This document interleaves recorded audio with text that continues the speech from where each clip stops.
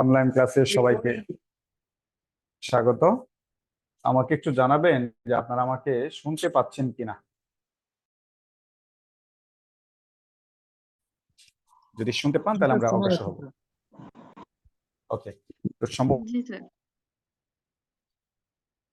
আজকের যে ক্লাসটা আরো 2 দিন ডেট হয়েছিল। প্রথম দিন টেকনিক্যাল সমস্যা ছিল, পরের দিন আমি এখানে উপস্থিত ছিলাম। যখন ক্লাসটা শুরু হবে তার আধা ঘন্টা আগে আমার বাসা থেকে ফোন আসছিল। তো খুবই পারিবারিক একটা সমস্যা ছিল, যে কারণে ক্লাসটা নিতে পারিনি। তো 2 দিন আপনাদের ডিস্টার্ব হওয়ার কারণে আমি আন্তরিকভাবে দুঃখ প্রকাশ করছি। তবে আজকে ইনশাল্লাহ ক্লাসটা হবে যদি আমি বেঁচে থাকি। আর আশা করি আপনাদেরকে একটা সুন্দর ক্লাস উপহার দিতে পারবো। আর একটা বিষয় মনে রাখবেন, আমার ক্লাস মানেই আপনাদের পরিশ্রম কম। পরিশ্রম সব আমার, আপনাদের শুধু একটা পরিশ্রম, সেটা হচ্ছে পড়াশোনা করতে হবে একটু। আমি আজকের পুরো ক্লাসের কিছুই আপনাদের লিখতে হবে না, শুধু বসে শুয়ে চেপে দেবে এমন স্যার, শুধু মনোযোগ সহকারে শুনেন। আমি আজকে লেকচার শিট আমার পক্ষ থেকে একটা দিব, আর আজকে লেকচারের 300টা এমসিকিউর একটা শিট আপনাদের দিয়ে যাব। তাহলে আজকে আমার লেকচার উপরে 2টা শিট পাবেন, একটা হচ্ছে আমার থিওরিটিক্যাল শিট আর একটা হচ্ছে এমসিকিউ শিট। পাশাপাশি ওরাকলের পক্ষ থেকে আপনাদের যে শিট দেওয়া হয়েছে ওইটাও পড়তে হবে। আমার শিট আর ওরাকলের শিট এই দুইটা পড়াশোনা করে আমি যে আজকে 300টা এমসিকিউ কোয়েশ্চেন দিব, এটাকে এখানে কিন্তু প্রশ্ন উত্তর দেওয়া নাই, অর্থাৎ শুধু প্রশ্ন দেওয়া আছে আর অপশন দেওয়া আছে। এগুলো আপনারা নিজেরা উত্তর রেডি করে পড়বেন। যেটা না পারবেন আমাকে জানাবেন, আমি সমাধান দেওয়ার চেষ্টা করব। ঠিক আছে, পরবর্তী ক্লাসে জানাবেন বা হোয়াটসঅ্যাপ যেভাবে হোক জানানোর চেষ্টা করবেন। তো আজকের ক্লাসটা নেওয়ার জন্য ভাই আমার একটা মানচিত্র আঁকতে হবে। আমাকে 2 মিনিট যদি সময় দেন আমি মানচিত্রটা আঁকে আজকে আমরা ক্লাসটা মানচিত্র ধরে ধরে বাংলাদেশের ইতিহাস আলোচনা করব।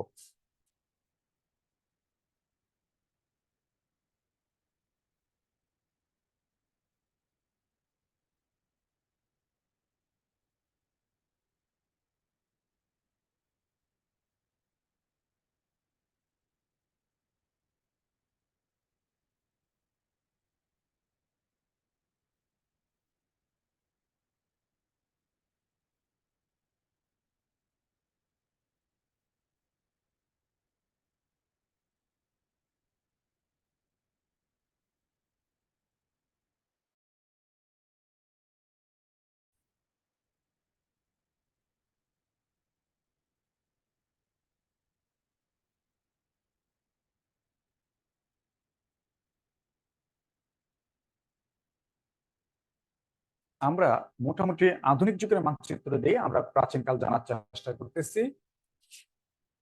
একটু খেয়াল রাখবেন, এই অংশটা হচ্ছে বঙ্গ, এটা হচ্ছে বিহার, এটা হচ্ছে উড়িষ্যা। বোর্ড ছোট থাকার কারণে আমি পরিপূর্ণ মানচিত্র রাখতে পারি নাই। এটা বর্তমানের ভারত, এটা বর্তমানের পাকিস্তান, এটা আফগানিস্তান। আমরা আলোচনা করব বাংলার ইতিহাস। তো এখন আপনারা যারা এখানে আছেন, আমি আস্তে আস্তে কম বেশি সবার সাথে কথা বলবো, সবাইকে কথা বলার সুযোগ দেব। আমি একজন দুইজনকে একটু কোয়েশ্চেন করে আমরা আলোচনা করে করে ইন্টারেক্টিভ করে একে অপরের সাথে আলোচনা করে আমরা ক্লাসটা শেষ করব। বেশিক্ষণ নিব না, আমি খুব বেশি হলে 1 ঘন্টা 20 মিনিটের মতো ক্লাসটা নেব বিরতি সহ। এখানে প্রথম একজন আছেন ইতিকণা পলি। আপনি কি আমাকে শুনতে পাচ্ছেন প্লিজ?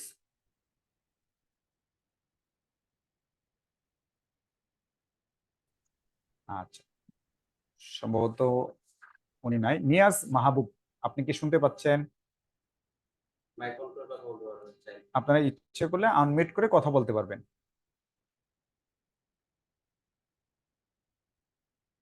আপনারা কি আমার কথা শুনতে পাচ্ছেন?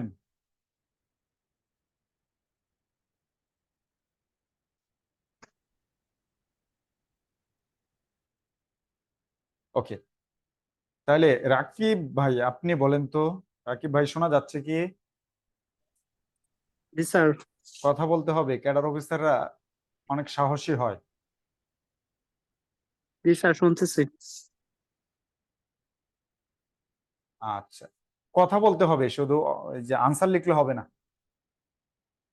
ইতিকণা পলি, আপনি যে স্যার লিখছেন ইতিকণা পলি, বলেন তো আমরা যে বাংলাদেশের ইতিহাসটা আজকে আলোচনা করব,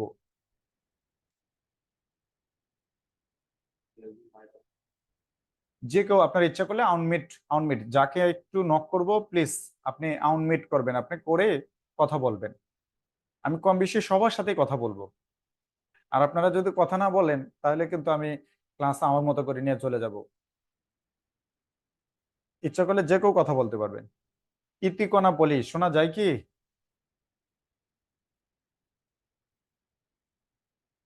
সম্ভবত আনমিট করতে হবে, এটা বুঝতে পারতেছি। কেউ মনে হয় কথা বলেন আমাদের টিচাররা। আচ্ছা, যে কেউ একজন কথা বলেন তো please. G G sir, sir. আপনাকে শোনা যাচ্ছে। এই তো। আচ্ছা, আপনারা বলেন তো যে কেউ একজন। আমরা যে বাংলাদেশের ইতিহাসটা আলোচনা করব, কত সাল থেকে আলোচনা করলে আপনাদের জন্য সুবিধা হয়? মানে শুরুটা করব কোথা থেকে? স্যার তো প্রাচীন যুগ থেকে। প্রাচীন যুগ বলতে, আচ্ছা ঠিক আছে। আমাদের ক্লাসে আমি সবার সাথে অনেক আন্তরিক, অনেক দুষ্টরা বলে কি ভাইয়া পৃথিবী যেদিন সৃষ্টি হয়েছে ওদিন থেকে শুরু করেন। তো সেও দুষ্টুমি করে, আমিও দুষ্টুমি করি। আমি বলি যে পৃথিবী কবে সৃষ্টি হয়েছে আমাকে বলেন তো।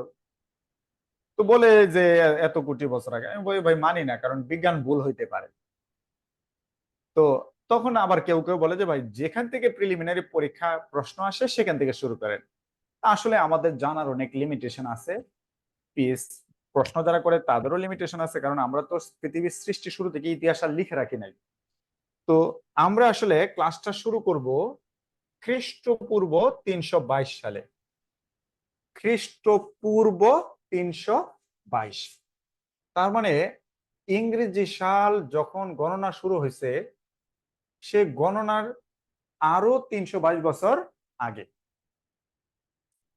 আর আমরা ক্লাসটা শেষ করব আল্লাহ যদি বাঁচায় রাখে ১৭৬৫ সাল। তো ২০৮৭ বছরের ক্লাস আজকে। কত বড় ক্লাস! ২০৮৭ বছরের ক্লাস আমরা আলোচনা করব।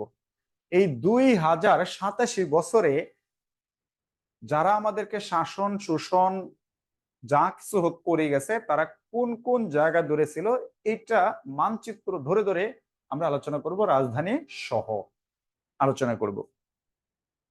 তো খ্রিস্টপূর্ব ৩২২ সালে একটু খেয়াল রাখেন।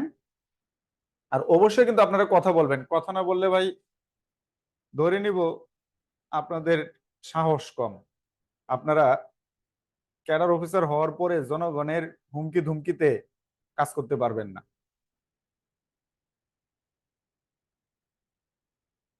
কথা বলবেন। খ্রিস্টপূর্ব ৩২২ সালে বাংলার এই অঞ্চলে একটা সাম্রাজ্য ছিল, নাম ছিল নন্দ সাম্রাজ্য। আর বর্তমানের পাকিস্তানকে কেন্দ্র করে এইখানে শাসন করতেছিল আলেকজান্ডারের সেনাপতি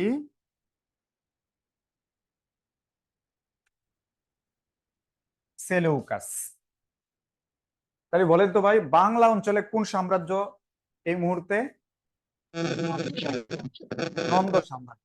নন্দ আর সাম্রাজ্য। পাকিস্তানের ওই অংশে কে শাসন করতেছে? সেলেউকাস। ঠিক আছে। এই নন্দ সাম্রাজ্যের এই মুহূর্তে শাসকের নাম হচ্ছে ধনানন্দ। তার একজন কর্মচারীর নাম হচ্ছে জনাব চাণক্য। গভীরভাবে খেয়াল রাখবেন কিন্তু, না হলে গোলায় যাবে কিন্তু। আর সেলিউকাসের কর্মচারী হচ্ছে চন্দ্রগুপ্ত মৌর্য। এইবার ধনানন্দের সাথে চাণক্যের সম্পর্কের অবনতি হলো, চাণক্যকে চাকরিচ্যুত করলো। চাণক্য মন খারাপ করে বসে আছে। এদিকে সেলিউকাসকে আলেকজান্ডার বলছে যে শোনো সেলিউকাস, চন্দ্রগুপ্ত মৌর্য কিন্তু স্বাধীন চেতা মানুষ, তুমি তো বহিরাগত, যে কোনো সময় তোমাকে সরা দিতে পারে। সেলিউকাস বলতেছে তাহলে চন্দ্রগুপ্ত মৌর্যকে গ্রেপ্তার করে তাকে বন্দি রাখি।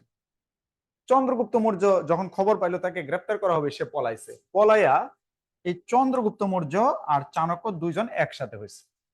একসাথে হয়ে খ্রিস্টপূর্ব 322 সালে এই ধনানন্দকে ক্ষমতা থেকে সরাইছে। সরাইয়া দিয়া চন্দ্রগুপ্ত মৌর্য তিনি বিহারের একটা জায়গার নাম হচ্ছে পাটালিপুত্র। কি জানি ভাই জায়গাটার নাম? পাটালিপুত্র। এই পাটালিপুত্রকে রাজধানী করে এখানে একটা সাম্রাজ্য কায়েম করছে। তো এই অঞ্চলে সাম্রাজ্য কায়েম করছে চন্দ্রগুপ্ত, আর যে আস্তে আস্তে চন্দ্রগুপ্ত মৌর্য সাম্রাজ্য বড় করছে। বড় করতে করতে এক সময় সে সেলুকাসকে বলতেছে, তোমাকে আমি পরাজিত করলাম। আমি কিন্তু গল্পের মতো করে বলতেছি। এইবার সেলুকাসকে পরাজিত করছে চন্দ্রগুপ্ত মৌর্য। চন্দ্রগুপ্ত মৌর্য এদেরকে পরাজিত করলো, সেলুকাসকে পরাজিত করলো, করে একটা বিশাল সাম্রাজ্য এখানে প্রতিষ্ঠা করলো। সে সাম্রাজ্যের সীমানাটা ছিল, কোন কালারে দেখাই, সীমানাটা ছিল, মুছতে হবে তো একটু, তাই দূরে দূরে লিখতে হয়।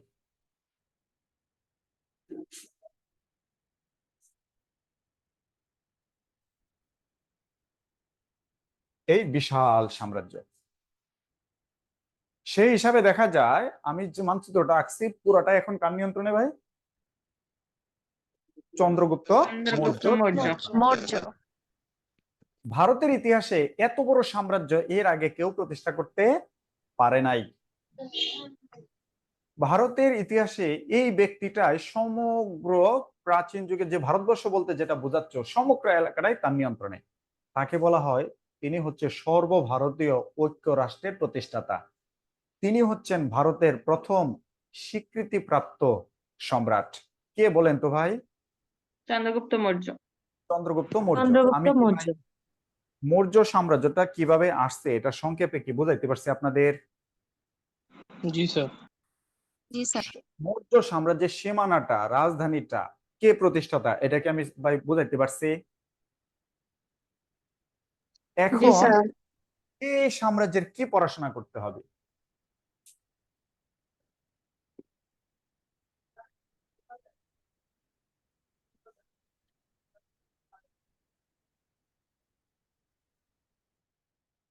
এই সাম্রাজ্যের এই যে আমি পড়াশোনা রেডি করে রাখছি, এটা কি দেখা যাচ্ছে ভাই আপনাদের?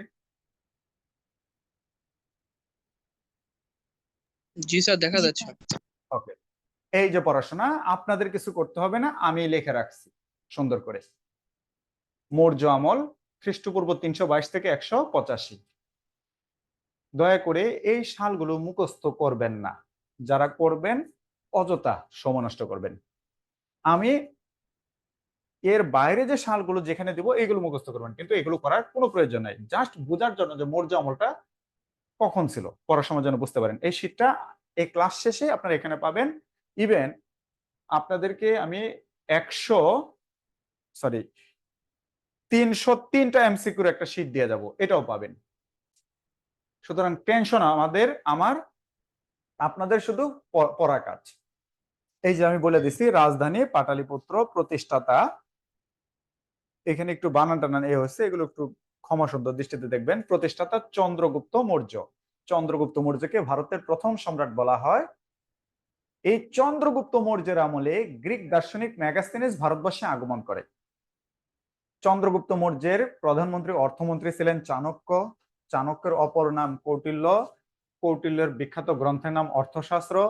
আর কৌটিল্যকে বলা হয় ভারতবর্ষের মেকিয়াভেলি। এই সাম্রাজ্যের একজন শাসক হচ্ছে সম্রাট অশোক। তিনি কলিঙ্গ যুদ্ধের ভয়াবহতা দেখে বৌদ্ধ ধর্ম গ্রহণ করেন, তাকে বলা হয় বৌদ্ধ ধর্মের কনস্ট্যান্টাইন। এই সাম্রাজ্যের শ্রেষ্ঠ শাসক সম্রাট অশোক। শেষ রাজা বৃহদ্রথ। এই সাম্রাজ্যের একজন সেনাপতি ছিল তাদের শুঙ্গ। এই সেনাপতি শুঙ্গের আক্রমণে এই মৌর্য সাম্রাজ্য বিলুপ্ত হয়। তো এইগুলো তো ভাই লেখা থাকবে শীটে, এগুলো আপনারা নিজেরা পড়ে নেবেন। এগুলো ভাই আমার দ্বারা পড়ায় পড়ায় ক্লাস নিলে অনেক সময় লাগবে, অনলাইন ক্লাসে এতক্ষণ মনোযোগ রাখা খুবই কষ্টকর। তাই আমি একটা একটা করে সাম্রাজ্য মানচিত্র ধরে ধরে আলোচনা করি, আর এটা মাঝে মাঝে দেখাই। তাহলে বলেন তো ভাই, মৌর্য সাম্রাজ্য বিলুপ্ত হয়েছে কার হাতে? দেখেন লেখা আছে, শেষ লাইনে লেখা আছে শুঙ্গদের আক্রমণে। মৌর্য সাম্রাজ্য বিলুপ্ত হয়েছে কার হাতে? লেখা আছে শুঙ্গদের আক্রমণে সাম্রাজ্য বিলুপ্ত হয়। এই সাম্রাজ্য কত সালে শেষ হবে, বিলুপ্ত হবে ভাই? বলেন দেখি। খ্রিস্টপূর্ব 185 সালে। 185 খ্রিস্টপূর্ব 185। ওকে, তাহলে আমাদের পরের ক্লাসটা হওয়া উচিত, সালটা হওয়া উচিত খ্রিস্টপূর্ব 185, তারপর যা হয়।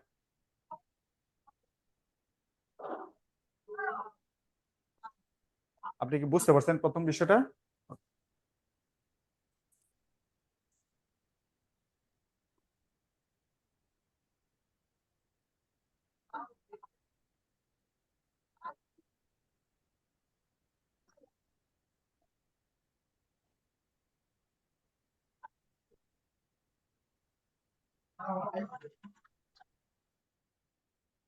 ওকে,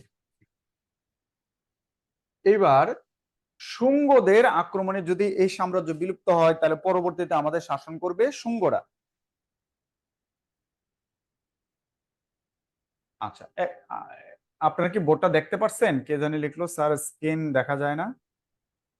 স্যার স্ক্রিন দেখা যাচ্ছে না, শেয়ার করেন। স্ক্রিনে শো করতেছে না স্যার। ওহো,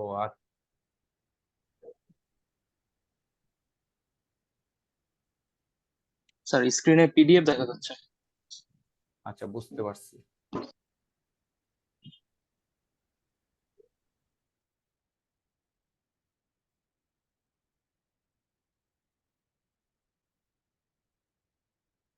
আশা করি এবার দেখা যাচ্ছে। স্যার এখন জি দেখা স্যার যাচ্ছে। দেখা যাচ্ছে। ওকে, তাহলে মৌর্যদের পরে আমাদের শাসন করবে শুঙ্গরা। যেহেতু মৌর্য সাম্রাজ্য বিলুপ্ত করছে শুঙ্গরা, ঘটনা হচ্ছে এইখানে শুঙ্গরা শাসন শুরু করলো এই অংশে। তারা শক্তিশালী ছিল না, টেকসই ছিল না, কোনো মতে এই অংশে টিকে ছিল, আর এই অংশ বাকিরা দখল করে নিছে। কারা নিছে এটা আমরা জানি না, আমরা শুধু আমাদের হিসাবটা জানি। শুঙ্গদের পরে এখানে আরো অনেকে শাসন করে গেছে, যেমন অন্ধ্র, পহলব, এরকম অনেকে শাসন করে গেছে। এখন এই মুহূর্তে এখানে শাসন করে কুষাণ সাম্রাজ্য, কুষাণ রাজারা।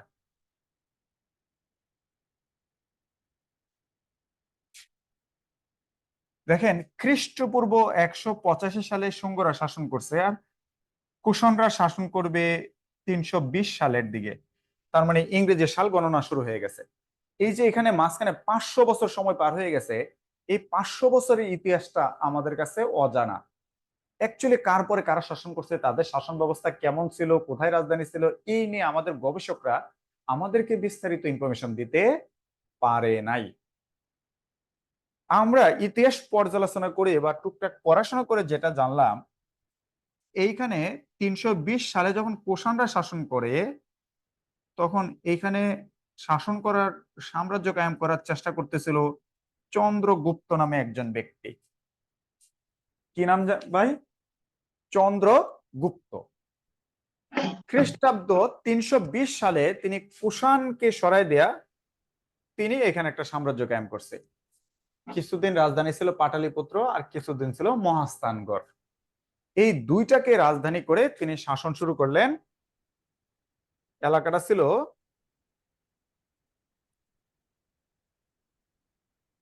অনেকটা এইরকম।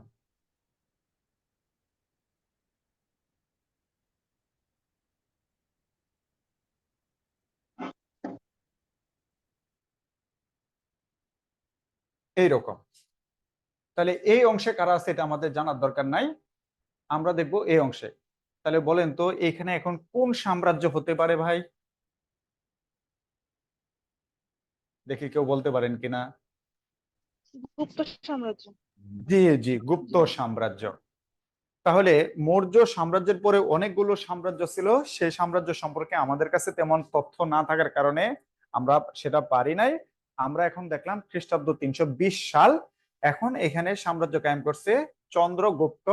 তার নামের অংশ অনুযায়ী এখানে এখন সাম্রাজ্য হচ্ছে গুপ্ত সাম্রাজ্য। এই গুপ্ত সাম্রাজ্য ছিল খ্রিস্টাব্দ 320 থেকে। কি হলো?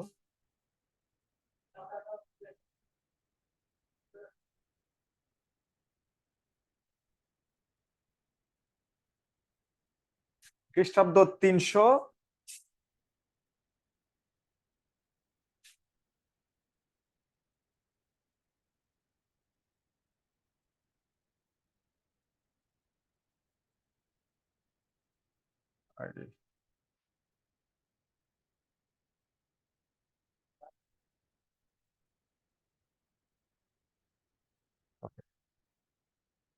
এই এই দেলোয়ার ভাইকে ডাকো তো, দেলোয়ার ভাই। এখানে হবে 320 থেকে 550। তাহলে ভাই গুপ্ত সাম্রাজ্যের সময়কাল কত জানি ভাই, বলেন তো দেখি। 320 থেকে 550। 550 সাল এই সময় শাসন করবে গুপ্তরা। তাদের রাজধানী কোথায় জানি ভাই ছিল, বলেন তো দেখি। পাটালিপুত্র এবং পাটলিপুত্র, বর্তমানে মহাস্থানগড়। মহাস্থানগড়। সীমানাটা ছিল বর্তমানের বাংলা অঞ্চল সহ বিহার, উড়িষ্যা সহ ভারতের একটা বিশাল অংশ। এই পুরোটা ছিল কারা? গুপ্ত সাম্রাজ্য। এখন আমাদের গুপ্ত সাম্রাজ্যের কি পড়তে হবে সেই আমরা ডকুমেন্টে চলে যাব।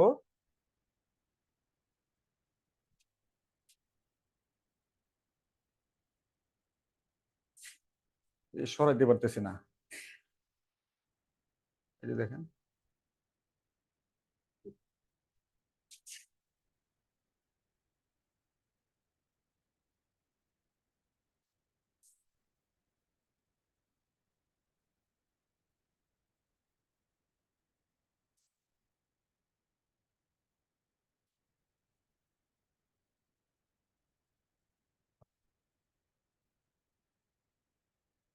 এই যে দেখেন গুপ্ত সাম্রাজ্য।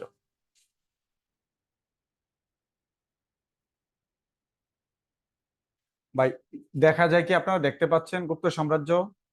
জি স্যার, দেখা যাচ্ছে। ওকে, এই যে দেখেন লেখা আছে পাটালিপুত্র অবলিক মহাস্থানগড়। যিনি চন্দ্রগুপ্ত তার আরেকটা নাম হচ্ছে শ্রীগুপ্ত। তাহলে যিনি শ্রীগুপ্ত তিনি চন্দ্রগুপ্ত। এই সাম্রাজ্যের শ্রেষ্ঠ শাসক হচ্ছে সমুদ্রগুপ্ত। সমুদ্রগুপ্তকে বলা হয় আবার ভারতের নেপোলিয়ন। ঠিক আছে ভাই, এইভাবে ইনফরমেশন দেওয়া আছে, এগুলো খুব গল্পের মতো করে দেওয়া আছে, একটু পড়ে কোয়েরি নিবেন ছিল আপনারা। জি জি ভাই। স্যার, সমুদ্রগুপ্তকে ভারতের নেপোলিয়ন কেন বলা হয়? কেন বলা হয়, সুন্দর কথা বলছেন। দেখেন, চন্দ্রগুপ্ত মৌর্য ক্ষমতায় যখন আসে, সে একটা সাম্রাজ্য কায়েম করলো। তো এমনটা ভাবার দরকার নাই যে তিনি খুব মসৃণ ভাবে এসে ক্ষমতা নিছে। এখানে আরো অনেক ব্যক্তিরা ছিল যারা নিজেরা সাম্রাজ্য কায়েম করতে চায়। তো চন্দ্রগুপ্ত মৌর্য তার সাম্রাজ্যটাকে আর তেমন বড় করতে পারে নাই। এই সাম্রাজ্যকে শক্তিশালী এবং আকারে বৃদ্ধি করার যার কৃতিত্ব তিনি হচ্ছে সমুদ্রগুপ্ত। সমুদ্রগুপ্ত এই পুরো অঞ্চলটাকে দখল করতে গিয়া প্রায় 12 জনের মতো শাসকদের সরাইতে হয়েছে। এই কারণে তার অনেকগুলো যুদ্ধ করা লাগছে। আর নেপোলিয়ন তার পুরো পলিটিক্যাল জীবনে 41টা যুদ্ধ করছে। তাই সমুদ্রগুপ্ত আর নেপোলিয়নের এই যে যুদ্ধ করার কারণে তাকে আমরা বলি তিনি হচ্ছেন আমাদের ভারতের নেপোলিয়ন। ভাই বুঝাইতে পারছি কি? জি স্যার, ক্লিয়ার। আর এইখানে চীন অঞ্চল বা মঙ্গোলীয় সীমান্তবর্তী এক ধরনের যাযাবররা এসে একসময় বসবাস শুরু করছে। 550 সালে এই দুর্দর্শ যাযাবররা, এখানের একজন শেষ শাসক ছিল বুধগুপ্ত, তাকে সরাই দেয়া ক্ষমতা দখল করে ফেলছে। তাহলে বলেন তো বাংলা অঞ্চলটা এখন কাদের দখলে থাকবে?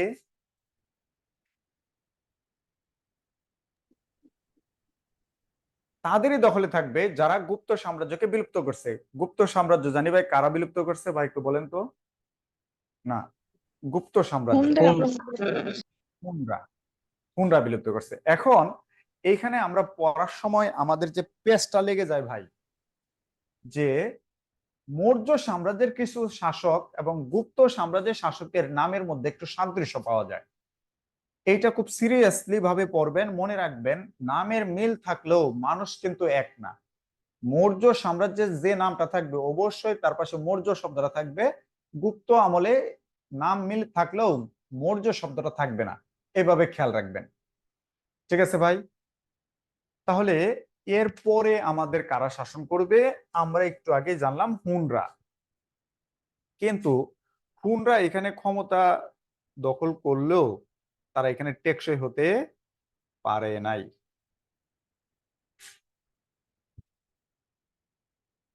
পারে নাই। এইখানে ঘটনা যেটা হয়েছে,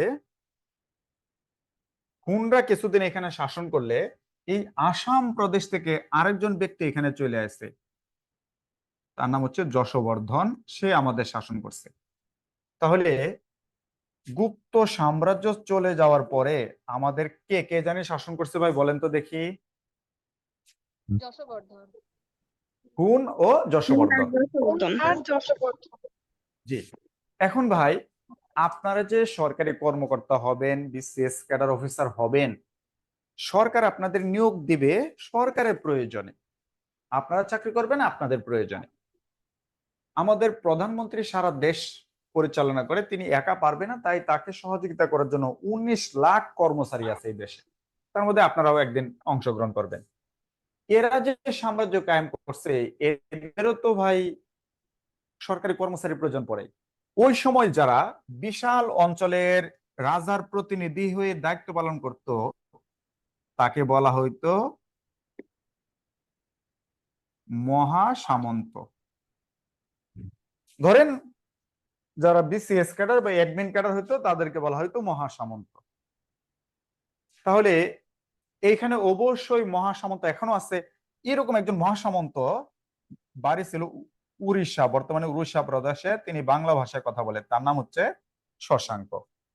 এই শশাঙ্ক কি করলো 606 সালে, একটু খেয়াল করে দেখেন, হুনরা ক্ষমতা আসছিল 550, আর এখন সময় হচ্ছে 606 সাল। এই 606 সালে যশোবর্ধনকে হত্যা করে ফেললো।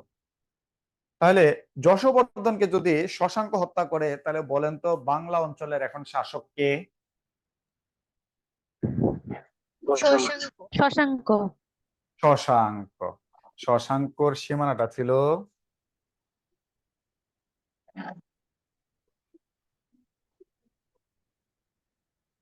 এটা, উপর দিয়ে লিখলে তো মোছা যায় না, এই অংশটায়, এই অংশটা। রাজধানী ছিল আমাদের চাঁপাইনবাবগঞ্জের, আর ভারতের ওই অংশে একটা বিশাল এলাকার নাম ছিল গৌর। এই গৌর এলাকার একটা জায়গার নাম ছিল কর্ণ সুবর্ণ। এই কর্ণ সুবর্ণকে রাজধানী করে তিনি এখানে একটা সাম্রাজ্য প্রতিষ্ঠা করছে। দেখেন, আমি কিন্তু এটা কিন্তু বাংলাদেশ আঁকি নাই, এখানে কিন্তু পশ্চিমবঙ্গ আছে। আমি কিন্তু পশ্চিমবঙ্গ আর বর্তমানের বাংলাদেশ আলাদা করি নাই, একসাথে রাখছি, কারণ এটা অবিভক্ত বাংলা। এটা প্রাচীন কাল থেকেই অবিভক্ত, এটা কখনো বিভক্ত হয় না। এটা হবে 1905 সালে, এর আগে এটা কিন্তু একাকার, এখানে আমি বিভক্ত করি নাই। এই কর্ণ সুবর্ণ নামক জায়গায় শশাঙ্ক রাজধানী করে তিনি সাম্রাজ্য কায়েম করলেন 606 সালে। একটু খেয়াল করে দেখেন, এই প্রথম বাংলা অঞ্চল বলতে অতীতে যেটা বোঝাইতো, বাংলা অঞ্চল বলতে আমরা এই বলতাম বাংলা, বিহার, উড়িষ্যা। এই পুরো অঞ্চলে প্রথম রাজা শশাঙ্কই আলাদা করে ব্যতিক্রম হয়ে শাসন শুরু করছে। আমাদের ইতিহাসবিদরা বলে এই অঞ্চলের ভারত থেকে বিচ্ছিন্ন করে সম্পূর্ণভাবে আলাদাভাবে একজন ব্যক্তি শাসন শুরু করছে, তিনি হচ্ছে শশাঙ্ক। এই কারণে শশাঙ্ককে বলা হয় বাংলার প্রথম স্বাধীন নরপতি। আমি কি ভাই বুঝাইতে পারছি শশাঙ্ক শাসনকালটা কিভাবে শুরু হয়েছে? জি জি স্যার। স্যার। জি স্যার স্যার। উড়িষ্যা তো রয়ে গেছে, তাহলে এটা তো ভারতের না? কোনটা বলেন তো ভাই আবার প্লিজ। স্যার আমরা তো দেখতেছি যে আগে বাংলা, বিহার, উড়িষ্যা তিনটা ছিল, তারপরে তো বিহারটা ছাড়া তো উড়িষ্যাও তো রয়ে গেছে, মানে শশাঙ্কের আমলে। হ্যাঁ, না, বিহারের কিছু অংশ ছিল, উড়িষ্যাও ছিল। উড়িষ্যা আর বিহার, বঙ্গ, এই তিনটা মিলে একসময় এটা বাংলা বলে পরিচিত ছিল। বর্তমানে তো এগুলো ভারতের। ওই সময় যে বাংলা বলতে যেটা বোঝাইতো, এটা সম্পূর্ণভাবে আলাদাভাবে শাসন করছে রাজা শশাঙ্ক। শশাঙ্ক। জি। এইবার শীটে দেখেন আমি কি লিখছি, দেখেন শশাঙ্কের রাজ্যের নাম ছিল গৌর রাজ্য, কারণ তিনি গৌর জনপদে এই সাম্রাজ্যের শুরুটা করছিলেন। গৌর রাজ্য, তিনি ক্ষমতা ছিলেন 606 থেকে 637। তার রাজধানী ছিল কর্ণ সুবর্ণ, আর শশাঙ্ককে বলা হয় প্রথম স্বাধীন 47। ঠিক আছে ভাই? তাহলে আমাদেরকে এখন শাসন করতেছে কে জানি ভাই, বলেন তো? এই মুহূর্তে আমাদের শাসন শশাঙ্ক। করতে শশাঙ্ক। শশাঙ্ক। জি। আমরা এখন আছি 637 সালে, আমাদের ক্লাস শেষ হবে 1765 সালে। এখনো 1100 বছরের ক্লাস বাকি রয়েছে। তো শশাঙ্ক যখন এইখানে শাসন করে, তখন দিল্লির ওই পাশে শাসন করে একজন ব্যক্তি, তার নাম হচ্ছে রাজ্যবর্ধন। 606 সালে যখন শশাঙ্ক ক্ষমতায় আসলো, তিনি 606 সালে রাজ্যবর্ধনকে হামলা করলো, রাজ্যবর্ধনকে মেরে ফেললো। তাহলে ভাই এই অঞ্চলটা এখন কার দখলে? শশাঙ্ক। কিন্তু শশাঙ্ক দখল নিতে পারে নাই। রাজ্যবর্ধনের একজন ছোট ভাই ছিল, নাম ছিল হর্ষবর্ধন। হর্ষবর্ধন। এই তো বুঝে গেছেন। তাড়াতাড়ি শশাঙ্ক ওইখান থেকে পলায়ন করে চলে আসলো। আসার সময় শুধু রাজ্যবর্ধন এবং হর্ষবর্ধনের একটা সুন্দরী বোন ছিল, বোনকে নিজের মনে করে নিয়ে আইছে। তাহলে শশাঙ্ক জানি ভাই কাকে নিয়ে আইছে? হর্ষবর্ধনের বোন। এখন হর্ষবর্ধনকে রাজশ্রী। হর্ষবর্ধনের বোনকে কি সে উদ্ধার করতে আসবে না? আসবে। অবশ্যই আসবে। হর্ষবর্ধন প্ল্যান করতেছে বাংলায় হামলা করবে, শশাঙ্ক বুঝে গেছে হর্ষবর্ধনের সাথে পারবে না, বোনকে ছেড়ে দিয়েছে। তখন আর হর্ষবর্ধন বাংলায় ওইভাবে হামলা করে নাই। 637 সালে শশাঙ্ক মারা গেছে। 637 সালে শশাঙ্ক যে মারা গেছে, তখনই বাংলায় চলে আসছে হর্ষবর্ধন। এবার বলেন তো, এই মুহূর্তে তাহলে বাংলা শাসন করে কে? হর্ষবর্ধন। হর্ষবর্ধন। হর্ষবর্ধন। তাহলে হর্ষবর্ধন কি বাংলায় কখনো শাসন করছে? করে নাই ভাই? জি স্যার, করছে। অবশ্যই করছে। হর্ষবর্ধন এই অঞ্চলে 606 সালে ক্ষমতায় আসছে, কিন্তু বাংলায় আসছে কত সালে জানি ভাই? 637। 637 সালে। 637। এই তো আপনার ইতিহাস বুঝে গেছে। এত সহজে যে এইভাবে ইতিহাস ধরে ফেলবেন আমি বুঝতে পারি নাই। তাহলে আমরা যদি আমাদের শীটে যদি লেখা থাকে হর্ষবর্ধনের শাসনকাল শুরু 606 থেকে, এটাও ঠিক আছে। যদি লেখা থাকে হর্ষবর্ধনের শাসনকাল 637 থেকে, এটাও ঠিক আছে। 637 বলতে এই পুরো অঞ্চলটা বোঝাবে, আর 637 বলতে শুধু বাংলা অঞ্চলটা বোঝাবে। তা আমরা এবার দেখি হর্ষবর্ধন কত সাল পর্যন্ত ক্ষমতা ছিল। হর্ষবর্ধন ছিল 647 পর্যন্ত। তাহলে বলেন তো হর্ষবর্ধন বাংলা শাসন করছে কয় বছর? মাত্র 10 বছর। মাত্র 10 বছর। 10 বছর। তো হর্ষবর্ধনের কিছু গুরুত্বপূর্ণ ইনফরমেশন আছে। এই হলো হর্ষবর্ধনের বাংলা শাসনামল 637 থেকে 647।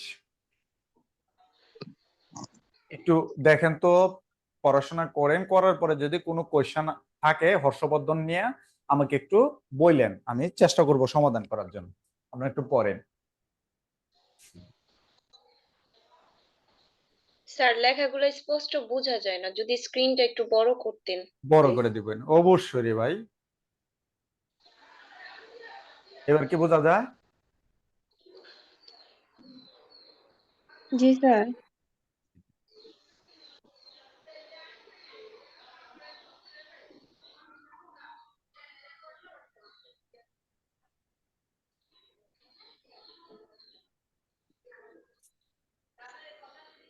আমি যেভাবে ইনফরমেশন দিছি, যে সুন্দর সিরিয়াল মেনটেন করে দিছি, বাজারে কোনো গাইড বই পাবেন না, পাইলে জানায়েন।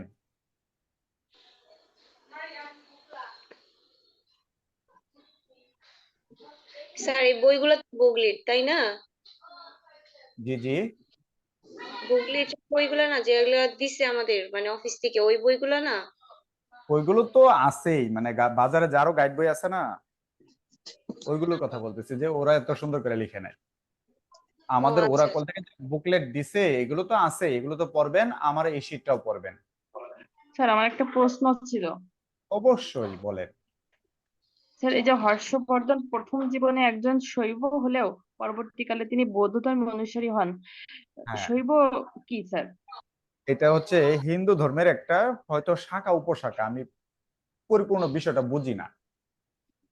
যেমন হিন্দু ধর্মে আমরা কারো পাই বৈষ্ণব ধর্মে, কারো পাই এই ব্রাহ্মণ, এরকম আর কি। স্যার, তাহলে হর্ষবর্ধনের ধর্ম ছিল প্রথম অবস্থায় হিন্দু। হ্যাঁ,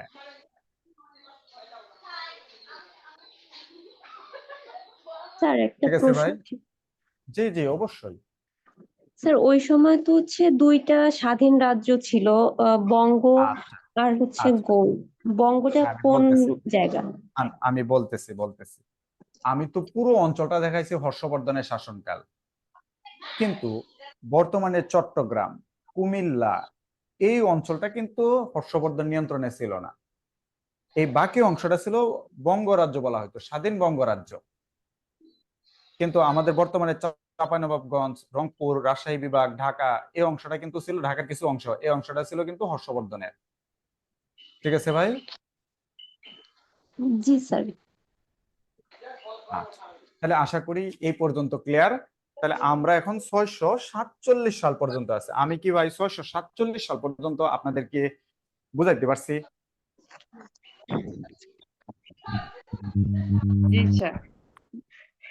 তাহলে আমরা এখন 647 সালে আছি। এখন প্রশ্ন হচ্ছে, হর্ষবর্ধন মারা যাওয়ার পরে বাংলার শাসক কে হবে বলেন? স্যার বখতিয়ার খিলজি। বখতিয়ার খলজি আসবে 1204 সালে। আমরা কিন্তু আছি 647 সালে। মাঠ পাল শূন্য যাচ্ছে। নেই। ব্যাস লেগে গেল না? তখন ঘটনা হচ্ছে, এই যে যে অংশটা পার্পল কালার দিয়ে আছে, এই অংশটার এইখানে প্রায় 109 জন মতো ব্যক্তি বলতেছে আমি এই এলাকার শাসক, আমি এলাকার শাসক, আমি এলাকার শাসক। তো এটা তো অনলাইন ক্লাস, দুষ্টুমি করা যায় না, রেকর্ডেড থাকে। ক্লাসে অনেক দুষ্টুমি করে বলি যে বাংলাদেশে অমুক একটা নায়িকা আছে, তার জামাইয়ের নাম কি? তো বিশ্বাস করেন, আমাদের 6-7 জন স্টুডেন্ট 6-7টা নাম বলে। আমি বলি যার এতগুলো জামাই তাহলে তার কোনো জামাই নাই। তো এই যে এলাকাটা, এত বড় এলাকা, এই এলাকায় যদি মনে করেন 109 জন শাসক থাকে, অ্যাকচুয়ালি তাহলে এখানে কোনো ভাই সাম্রাজ্য আছে বলেন তো? স্যার আসলে নির্দিষ্ট কোনো শাসক নাই। নির্দিষ্ট শাসক নাই, তার মানে এখানে প্রতিযোগিতা চলতেছে, এ ওকে মারতেছে, যে যাকে পারে মারতেছে, একটা রক্তপাত চলতেছে এখানে। এইখানে বলা হচ্ছে যে পানিতে বড় মাছ থাকলে, ছোট মাছ থাকলে বড় মাছগুলো সবসময় ছোট মাছগুলো খেয়ে খেয়ে ফেলে। এই বিষয়টা বোঝাইতে গিয়ে একটা সংস্কৃত শব্দে এই সময়কালটার নামকরণ করা হয়েছে। আপনারা অনেকেই জানেন, এটা নাম জানি কি ভাই? মাৎসন্যায়।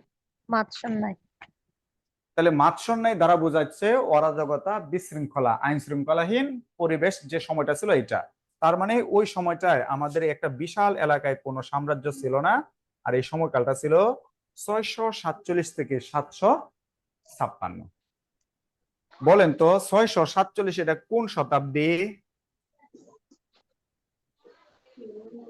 সপ্তম শতাব্দী। আর 756? অষ্টম শতাব্দী। তাহলে অষ্টম। বলেন, পরীক্ষা যদি এবার আসে মাৎসন্যায় সময়কাল কত, শতাব্দী দিয়ে আসছে, তাহলে কি দেখাবেন? সপ্তম থেকে অষ্টম শতাব্দী। অষ্টম শতাব্দী। যদি পরীক্ষা এরকম আছে মাৎসন্যায় শব্দ দ্বারা কি বোঝানো হয়? বিশৃঙ্খলা শক্তি। বিশৃঙ্খলা, অরাজকতা। আচ্ছা, নির্দিষ্ট কোনো শাসক ব্যবস্থা নেই। বলেন শশাঙ্ক হর্ষবর্ধনের পরে বাংলায় কি ধরনের শাসন ব্যবস্থা ছিল? মাৎসন্যায়। মাৎসন্যায়। দেখছেন, পড়াশোনা করতে হবে এইভাবে, খুবই সহজ পড়াশোনায়, আপনারা জটিল করেন না। নিজেই প্রশ্ন করবেন, নিজেই টিচার, নিজেই স্টুডেন্ট, এইভাবে পড়াশোনা করবেন, পড়া মনে থাকবে। আর যদি সবসময় নিজেকে স্টুডেন্টই মনে করেন তাহলে কিন্তু পড়া মনে থাকবে না। অ্যানালাইসিস করে করে পড়াশোনা করতে হবে। এখন বলেন মাৎসন্যায় চলতেছে, আমাদের এখন কি করা উচিত? আপনারা যদি 756 সময় নাগরিক হইতেন তাহলে কি করতেন? স্যার একটা অবশ্যই একজনের রাজা বা প্রতিনিধি গঠন করতাম। এখন কাকে দিবেন সেই একজন না একজন? স্যার এই অঞ্চল ছেড়ে চলে যেতাম। চলে যেতেন? আপনি যেভাবে ভাবছেন, তখন কি বিমান ছিল যে আপনি চলে যাবেন রে ভাই? তখন আমার খুব ইচ্ছা বাংলাদেশ ছেড়ে চলে যাওয়া। বিশ্বাস করেন, আমার বাংলাদেশের প্রতি একটুকু এটা রেকর্ড করা আল্লাহ জানে কি হয়, এ নাই। কারণ যেদিকে থাকাই এদিকেই অরাজকতা, যেদিকে থাকাই এদিকেই দুর্নীতি, দুর্নীতিকে আমরা নীতি হিসাবে মেনে নিচ্ছি, যেদিকে থাকাই এদিকে হারাম ইনকাম। কিন্তু যাইতে পারতেছি না, স্যার কারণ দেশ সম্প্রতি আমাদের ডাক্তারদের পোস্ট গ্রাজুয়েশন ভাতা অনেক ইনস্টিটিউটে বন্ধ। হ্যালো। সেটা ঠিক আছে। তো সুতরাং দেশের প্রতি একটা টান থাকে বা বিভিন্ন পরিস্থিতির কারণে আমরা যাইতে পারি না। আসলে বিষয়টা হচ্ছে তখন এই যে যারা প্রতিযোগিতায় লিপ্ত এরা ভাবতেছে যে ভাই আমরা তো এই যুদ্ধ বিগ্রহ করিস, শুধু আমাদের সৈন্য সামন্তই মরে না, পাশাপাশি আমরাও মারা যাই। তাহলে একটা কাজ করি, আমরা সবাই মিলে আলোচনা করি, আলোচনা করে বসে আমরা একজন ব্যক্তিকে দায়িত্ব দিই। তাহলে যে শাসক হবে সে হবে সবচেয়ে সৌভাগ্যবান ব্যক্তি, যিনি কোনো যুদ্ধ বিগ্রহ ছাড়াই সকলের সম্মতিতে ক্ষমতায় আসতেছে। সেই সৌভাগ্যবান ব্যক্তির নাম হচ্ছে জনাব গোপাল। আমি পলিটিক্যাল সায়েন্সের মানুষ, আমরা ইতিহাস পড়াশোনা করে যতটুকু আমরা বলি বাংলাদেশে দুইজন মানুষকে এই অঞ্চলে সবচেয়ে বেশি সৌভাগ্যবান বলা হয়, একটা হচ্ছে গোপাল আর একটা হচ্ছে হুসাইন মোহাম্মদ এরশাদ। তো যাক ওটা আর বললাম না। তাহলে স্যার, এখন গোপাল গোপাল নামটা যদি দুইজন রাজা না, তো আরেকজনের নামটা যদি আরেকবার বল। না না এটা বলবো না, শুধু মনে রাখেন। তাহলে এখন সৌভাগ্যবান ব্যক্তিরা কে? গোপাল। হুম। গোপাল। এখন বলেন আমরা কত সালে আছি? স্যার 647 সাল। না না 756 ধরেন। সরি 756। আমাকে বলতে হবে এই যে এই অংশে এইখানে মুসলিম আছে কিনা এই মুহূর্তে 756 সালে। না স্যার, আপনি বলেন মুসলিম নাই। আছে কিনা? না স্যার। কেন নাই? মুসলিমদের তখন মুসলিম আগমন বলতে হয় নাই। আমরা যে বর্তমানে ইসলাম ধর্ম পালন করি ওই সূত্রে, আমরা যারা ইসলাম ধর্মে আছি আর তো জানি যে সবাই আমরা মুসলিম সৃষ্টি শুরু থেকে, ওই অর্থে বোঝাচ্ছি না, বোঝাচ্ছি যে আমরা বর্তমানে যে ইসলাম ধর্ম প্র্যাকটিস করি ওই অর্থে এখানে মুসলিম আছে কি? ইসলাম সংগঠন হয়েছে তো সেহেতু তো আছে। জন্ম হয়ে গেছে সেই হিসেবে তো শুরু হয়। ইসলামের জন্ম হয়েছে কিন্তু ইসলামের এই অঞ্চলে আগমন হয় নাই। আচ্ছা 570 সালে মহানবী সাল্লাল্লাহু আলাইহি সাল্লামের জন্ম। জি তিনি কি স্যার। তখন ইসলাম ধর্ম প্রচার শুরু করছে? উনি নবুয়ত পাইছে 40 বছর 45 বছর বয়সে। 610 সালে। তাহলে তিনি ইসলাম ধর্ম প্রচার শুরু করছে 610 সালে। একটু খেয়াল করেন।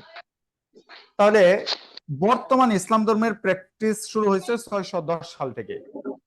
তাহলে এখন 756 সাল, 150 বছর হয়ে গেছে। এই অঞ্চলে মুসলিমদের আগমন কি হয় নাই এখনো?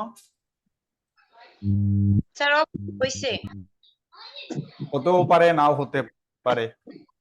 বেশিরভাগ আমি যতটুকু ইতিহাস পড়ে জানছি, আমি আবু বকর হ্যাঁ বলতেছি, বিভিন্ন অঞ্চলে হচ্ছে ইসলাম ধর্ম প্রচার করে। আমি বলতেছি আমি যতটুকু পড়াশোনা করে জানছি বাংলা অঞ্চলে 620 সালে ইসলাম ধর্মের মেসেজ চলে আসছে। বুঝাইতে পারছি ভাই? তাহলে এই সব অঞ্চলে ইসলাম ধর্মের মেসেজ আসছে, এই সব অঞ্চলে কি ইসলাম ধর্মের মুসলিম শাসক কি আসছে? 620 সালে যদি আসে তাহলে আসে নাই। এখনো শাসক কেউ আসে নাই, তবে ধর্ম প্রচারক চলে আসছে। জি। এখন 610 সালে সৌদি আরবে মুসলিমদের আবির্ভাব হয়ে গেল। 712 সালে পাকিস্তানের সিন্ধু প্রদেশে শাসন করে দাহির, হিন্দু রাজা দাহির। আফগানিস্তান থেকে আপনারা নাম শুনছেন হাজ্জাজ বিন ইউসুফ। হাজ্জাজ বিন ইউসুফ আফগানিস্তান থেকে পাঠাইছে মোহাম্মদ বিন কাসিমকে যে ভারতবর্ষে মুসলিম শাসন কায়েম করার জন্য। 712 সালে আমি বলি 712 সালে মোহাম্মদ বিন কাসিম কাকে পরাজিত করছে? তাহলে রাজা দাহিরকে। তাহলে পাকিস্তান পর্যন্ত মুসলিম শাসন কায়েম হয়ে গেছে কত সালে? 712। আমরা যে এই পাশটাতে আছি এই পাশে কি মুসলিম শাসন কায়েম হয়েছে এখনো? হয় নাই এখন। হয় নাই। ওকে, তাহলে এই পাশে মুসলিমরা শাসন করে, আর এখন এই পাশে শাসন করে কে জানি নামটা বলছিলাম? গোপাল। গোপাল।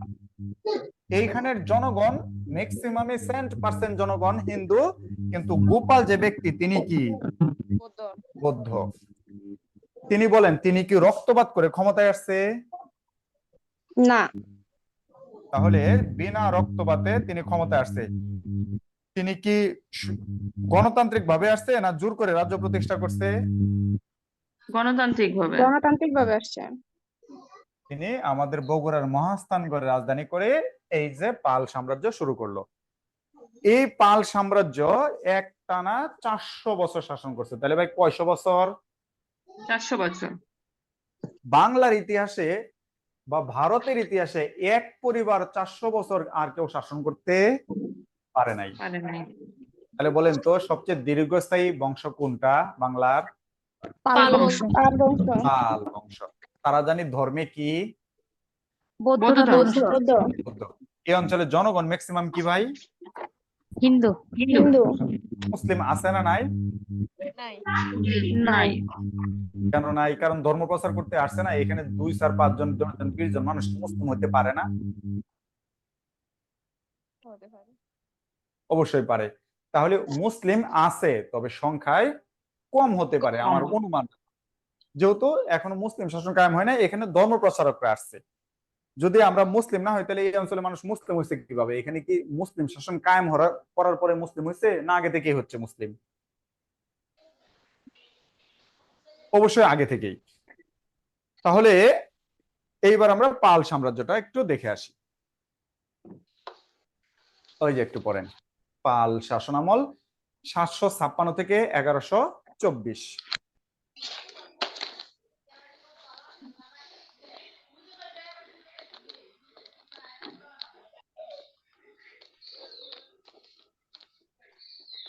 এখানে ভাই একটা বিদ্রোহ আছে, দেখেন, কৈবর্ত বিদ্রোহ। পাল শাসনামলে মনে রাখবেন পালদের মাতৃভূমি পিতৃভূমি বলা হয় উত্তরবঙ্গকে। এই কারণে দেখবেন বৌদ্ধ ধর্মের অনেক নিদর্শন কিন্তু উত্তরবঙ্গ কেন্দ্রিক। এখন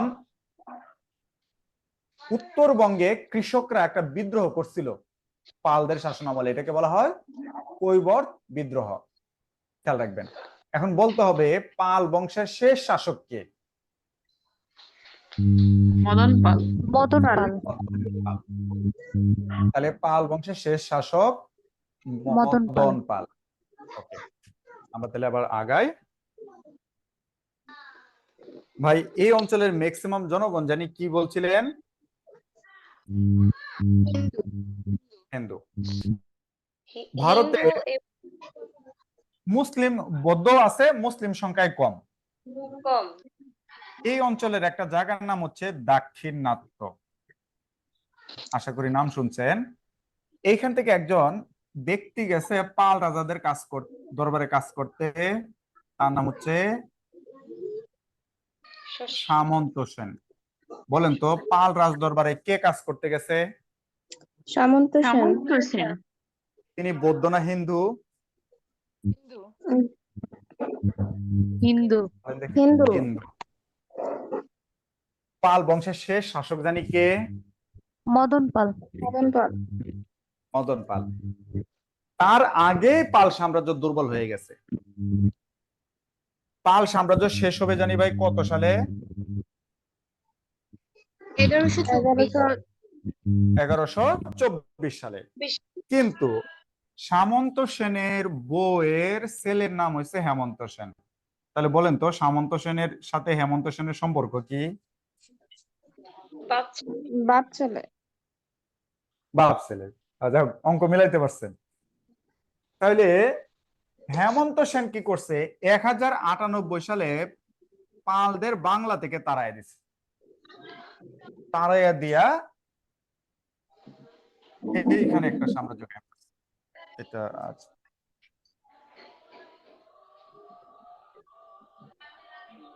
কালারটা একটু চেঞ্জ করে দেই।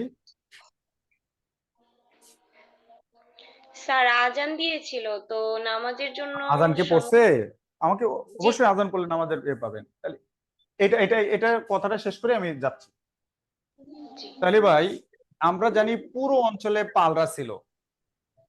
পালদেরকে এখান থেকে 1098 সালে কে জানি তাড়াই দিছে?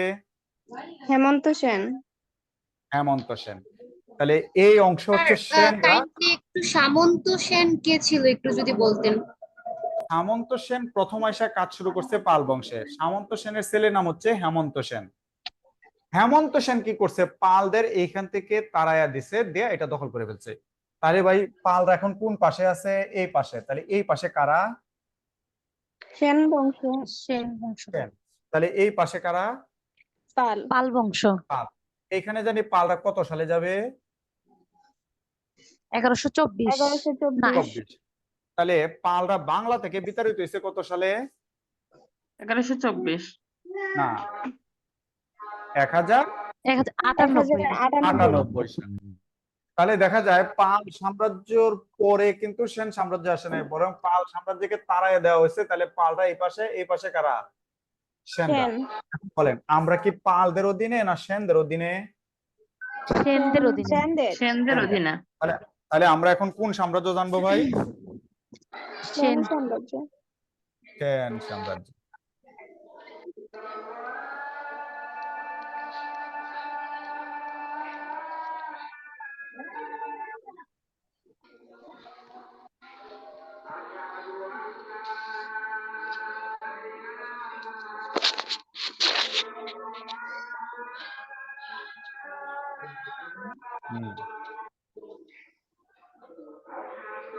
ওকে, তাহলে আমরা এখন আছি সেন সাম্রাজ্যে। সেন সাম্রাজ্যের সীমানাটা, এই যে মানচিত্র মুছতে হয়তো এখানে হুবহু দেওয়া যায় না,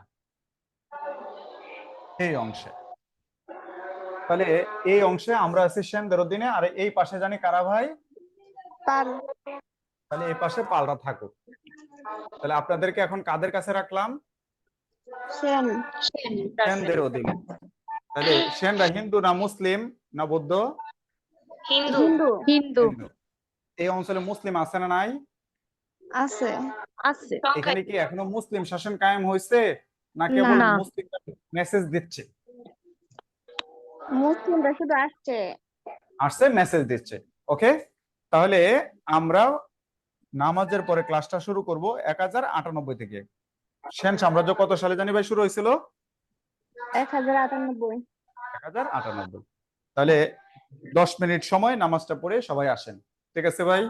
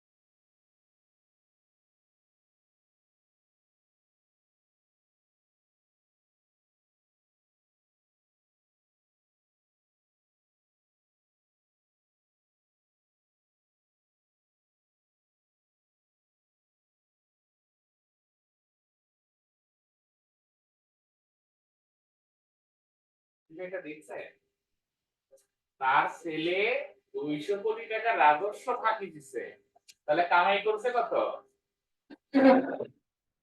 অনেকে কিন্তু এটাকে ভুল মনে করবে। আশা করি সবাই চলে এসেছেন। হ্যাঁ, পার্টিসিপেন্টস আমরা দেখছি 56 জন। তাহলে আমরা ক্লাসটা শুরু করি। আমাকে কি শুনতে পাচ্ছেন কিনা একটু জানান।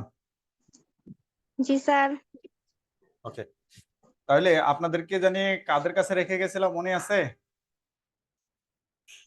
সেন। সেনদের কাছে। তাহলে আমরা আছি সেন শাসনামলে। সেন শাসনামল চলবে 1098 থেকে 1204। আপনাদের কি মনে আছে এই পাশে জানি কারা? পাল। পাল। তাহলে আমরা সেন শাসনামলটা একটু দেখে আসি, তাদের ইনফরমেশন।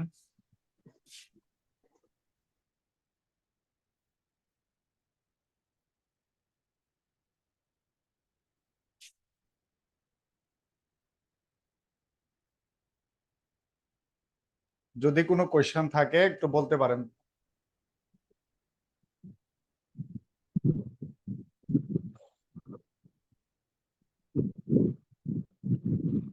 সেন শাসনামলের ইনফরমেশন গুলো কি ভাই একটু পড়ছেন? আমরা কি আগাবো? পড়ার পরে যদি কোনো কোয়েশ্চেন থাকে বলতে পারেন।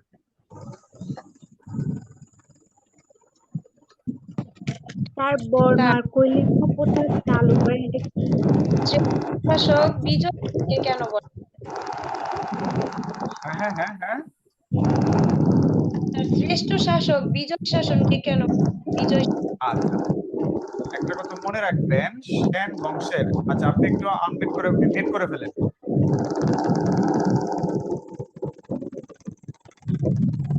সেন বংশের আদি পুরুষ হচ্ছে সামন্ত সেন। কে জানি কাজ করতে গেছিল পাল সাম্রাজ্যে? সামন্ত সেন। তো তিনি সাম্রাজ্য প্রতিষ্ঠা করতে পারে নাই, প্রতিষ্ঠা করছিল হেমন্ত সেন। এখন একটা সাম্রাজ্য যিনি শুরু করে, এই সাম্রাজ্যের তাকে অন্যরা মেনে নিবে, এই সাম্রাজ্য শক্তিশালী করবে, এই সাম্রাজ্যে অন্য প্রতিপক্ষ এসে হামলা করবে, এই হামলা প্রতিরোধ করে সাম্রাজ্য শক্তিশালী করে সাম্রাজ্যের সীমানা বৃদ্ধি করা, যিনি এই কাজটা করে তাকেই বলা হয় ওই সাম্রাজ্যের সবচেয়ে সফল শাসক বা শ্রেষ্ঠ শাসক। তাহলে কাকে আমরা শ্রেষ্ঠ শাসক বলছি? বিজয় সেন। বিজয় সেনকে। ঠিক আছে, তাহলে সেন সাম্রাজ্য জানি কত সালে শেষ হবে ভাই? 1204। 1204। এই পাশে জানি কারা ছিল? পাল। পালরা। পালরা ছিল। ওকে, তাহলে পাল সাম্রাজ্য জানি কত সালে শেষ হবে? খেয়াল করে দেখেন। 1098। না না, No, no, no. 124। 1124। হ্যাঁ হ্যাঁ, এই তো মনে আছে আপনাদের। ভাই আপনারা কি মনে আছে 712 সালে জানি পাকিস্তানে কারা জানি আসছিল?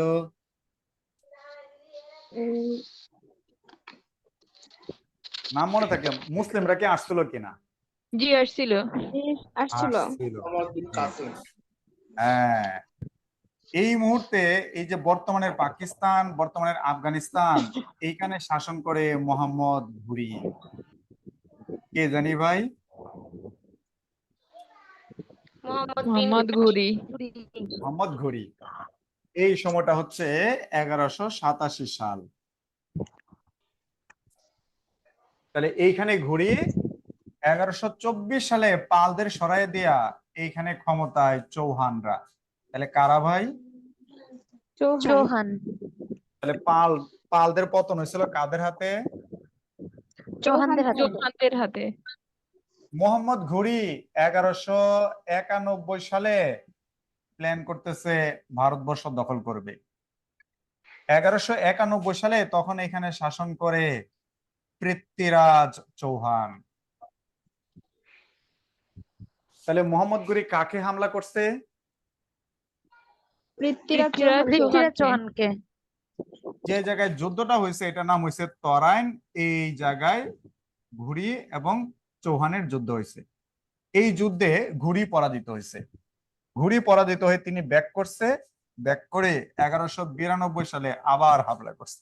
এই যুদ্ধে আবার ঘুরি জয়লাভ করছে। তাহলে তরাইনের দ্বিতীয় যুদ্ধে কে জয়লাভ করছে ভাই? ঘুরি। ঘুরি। তাহলে এই অঞ্চলটা এখন কার নিয়ন্ত্রণে? মুসলমানদের নিয়ন্ত্রণে। জি। কত সালে মুসলিমরা তাহলে এখানে ক্ষমতা দখল করলো? 1191। 1192। এইবার যদি প্রশ্ন আসে ভারতবর্ষে মুসলিম শাসন কায়েম হয়েছে কত সালে, কি লিখবেন? 1192 আজকের ক্লাস না করলে আমার ধারণা সবাই লিখতেন 1204। তাহলে ভারতবর্ষ মুসলিম শাসন কায়েম হয়েছে কত সালে? 1192 ঘুরি এই সাম্রাজ্য প্রতিষ্ঠা করছে, এই সাম্রাজ্যের নাম দিছে, রাজধানী হচ্ছে দিল্লি, আর নাম দিছে সালতানাত। সালতানাত শব্দের অর্থ হচ্ছে উৎকৃষ্ট, সর্বোত্তম। তাহলে দিল্লি সালতানাত কে প্রতিষ্ঠা করছে? ঘুরি। মোহাম্মদ ঘুরি। ঘুরি প্রতিষ্ঠা করে তিনি ক্ষমতায় বসে নাই, ঘুরি তার বউয়ের, মেয়ের, জামাইকে ক্ষমতা বসাইছে। তাহলে মোহাম্মদ ঘুরির বউয়ের, মেয়ের, জামাইয়ের নাম হচ্ছে কুতুবউদ্দিন আইবেক। তাহলে আইবেক। আইবেক আর ঘুরির মধ্যে সম্পর্ক কি বলেন? জামাই শ্বশুর। জামাই শ্বশুর। তাহলে এখন দিল্লি সালতানাতের প্রথম শাসক কে? আইবেক। আইবেক। কুতুবউদ্দিন এইবার আইবেক। প্রশ্ন দুইটা করব। প্রথম প্রশ্ন হচ্ছে দিল্লি সালতানাতের প্রতিষ্ঠাতা কে? ঘুরি। ঘুরি। ঘুরি। দিল্লি সালতানাতের প্রথম শাসক কে? আইবেক। আইবেক। আইবেক। এই তো বুঝে গেছেন। আইবেক কি এবার বাংলা দখল করার চেষ্টা করবে না? জি করবে। বাংলায় জানি কারা? সেন। এই তো বুঝে গেছেন। এই মুহূর্তে এখানে শাসক হচ্ছে লক্ষণ সেন। কুতুবউদ্দিন আইবেকের কাছে একজন ব্যক্তি আসছে, নাম হচ্ছে ইখতিয়ারউদ্দিন মোহাম্মদ বিন বখতিয়ার খলজি। অনেক কাহিনী আমি সংক্ষেপে বলছি। এই বখতিয়ার খলজি এসে লক্ষণ সেনকে পরাজিত করছে 1204 সালে। তাহলে বলেন তো বাংলায় মুসলিম শাসন কায়েম হয়েছে কত সালে?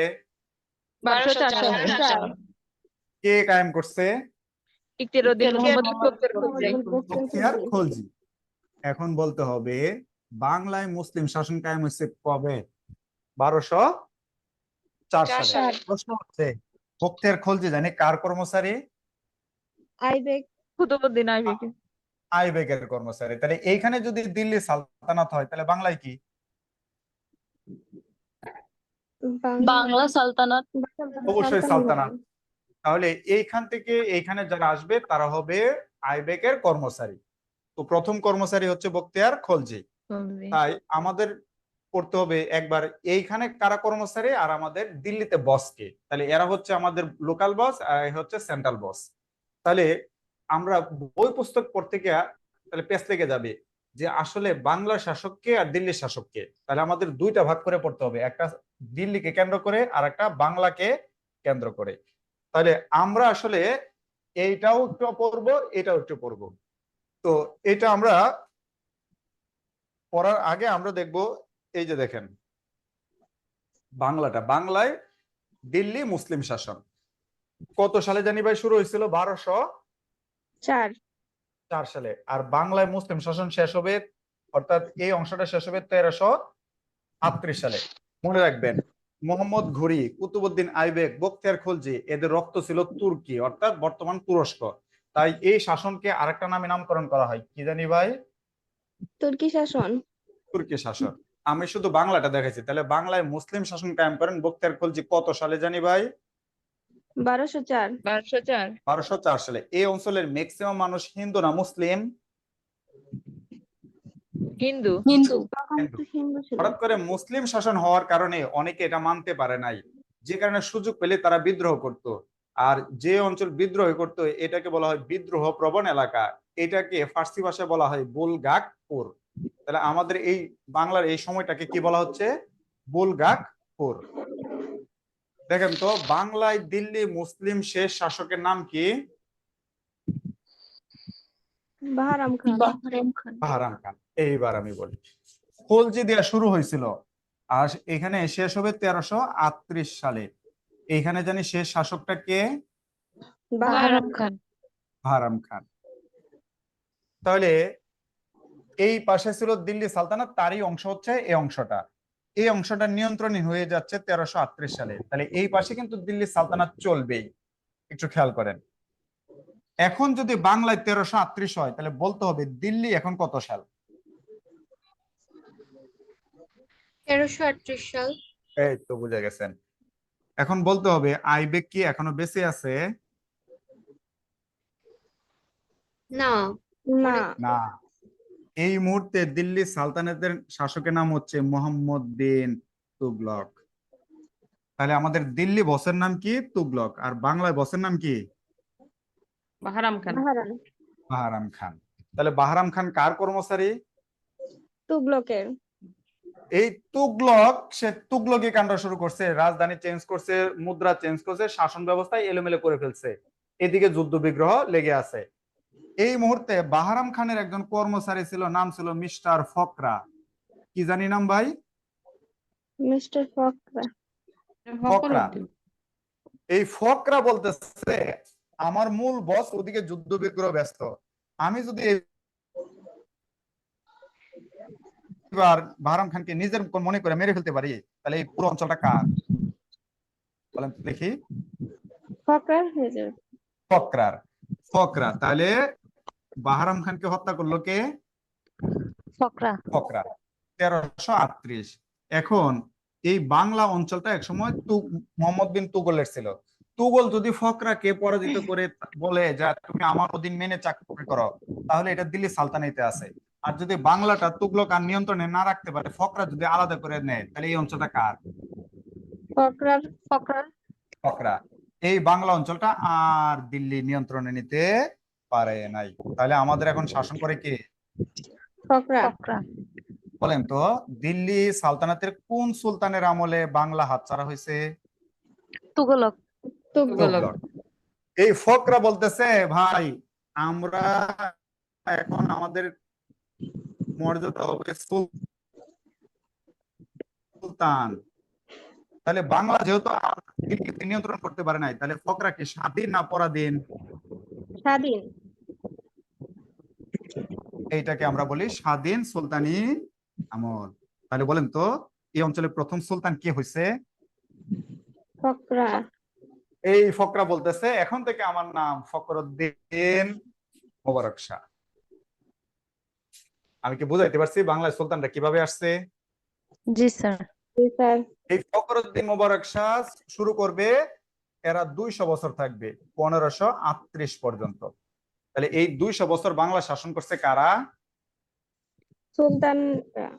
সুলতানরা। এরাও মুসলিম, দিল্লি সালতানাত যারা আছে ওরাও মুসলিম, শুধু এটাকে আলাদা করে নিছে। আমরা কি এখন দিল্লির অধীনে না ফকরার অধীনে? ফকরার অধীনে। এই ফকরা সোনারগাঁওকে রাজধানী করে শাসন করছে।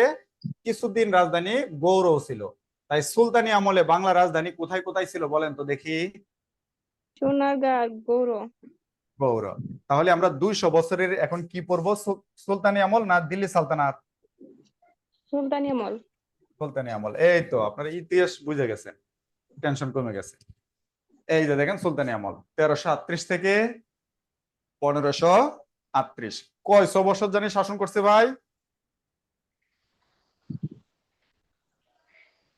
বলেন তো দেখি। 200 বছর। 200 বছর। এই হচ্ছে সুলতানি আমল। এই 200 বছরের শাসনের মধ্যে দুইটা ডিস্টার্ব ছিল, একটা হচ্ছে রাজা গণেশ আর একটা হচ্ছে হাবশি নামক এই অঞ্চলে ইরাক ইরান থেকে একটা জাতি আসছিল। এরা গণেশে মাঝখানে 3 বছর এলাকা দখল করে ফেলছিল। রাজা গণেশ দিনাজপুরে বাড়ি ছিল, আর হাবশিরা 1487 থেকে 93। এই দুইটা সময় শুধু ডিস্টার্ব, আর বাকি 200 বছর কারা শাসন করছে? সুলতানরা। সুলতানরা। তাহলে শেষ সুলতান নাম হচ্ছে শেষ শাসক গিয়াসউদ্দিন মাহমুদ শাহ। তাহলে বলেন তো 1538 সালে এখানে শেষ সুলতানের নাম কি হবে? গিয়াসউদ্দিন মাহমুদ শাহ। গিয়াসউদ্দিন মাহমুদ শাহ। এখন আমরা কত সালে আছি? 1338 থেকে 1538। 1538 সালে আছি। মনে আছে কি দিল্লি সালতানাত কত সালে হয়েছিল? 1124। হ্যাঁ না, 1192। তাহলে এখন যদি বাংলায় 1538 হয়, তাহলে দিল্লিতে এখন কত সাল? 1538। 1138। এইবার শুনেন, এইখানে একটা ঘটনা ঘটে গেছে 1526 সালে। কত সালে ভাই? 1526। ওই যে দিল্লি সালতানাত চলতেছে চলতেছে, এই মুহূর্তের এখানে শাসকের নাম হচ্ছে জনাব ইব্রাহিম লোদি। বলেন তো 1526 সালে দিল্লি সালতানাতের শাসকের নাম কি? ইব্রাহিম লোদি। লোদি। এই লোদিকে আইসা তুর্কিমেনিস্তান থেকে এক লোক আইসা তারে হত্যা করে ফেলছে, তার নাম হচ্ছে বাবর। তাহলে বাবর কাকে হত্যা করছে? লোদিকে। ইব্রাহিম লোদিকে। লোদিকে। কত সালে ভাই? 1526। 1526। তাহলে দিল্লি সালতানাত শুরু হয়েছিল 1192, শেষ হয়ে গেছে 1526 সালে। কে জানি ক্ষমতা দখল করছে? বাবর। বাবরদের বাড়ি তুর্কিমেনিস্তান হলেও তারা রক্ত ছিল ম্যাক্সিমাম মঙ্গোলীয়, এই কারণে তারা নিজেদেরকে নামকরণ করছে কি? মুঘল মুঘল। তাহলে এই পাশে চলতেছে সুলতানদের শাসন, আর এই পাশে চলতেছে কাদের?